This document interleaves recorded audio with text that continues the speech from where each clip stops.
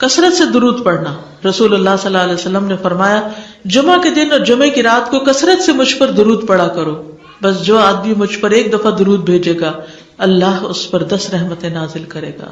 अल्लाहुम्मा सल्ली अला मुहम्मद। रसूलुल्लाह सल्लल्लाहु अलैहि वसल्लम ने फरमाया, तुम्हारे अफजल दिनों में से जुमे का दिन है। इसी दिन आदम अलैहिस्सलाम पैदा किए गए, इसी दिन उनकी रूह कब्ज की गई, इसी दिन सूर फूंका जाएगा और इस दिन सब लोग बेहोश होंगे। इसलिए इस दिन मुझ पर कसरत से दुरूद भेजा करो, क्योंकि तुम्हारा दुरूद मुझ पर पेश किया जाता है। कहते हैं, लोगों ने पूछा, या रसूल अल्लाह, हमारा दुरूद आप पर किस तरह पेश किया जाएगा जबकि आपका जिस्म बोसीदा हो चुका होगा?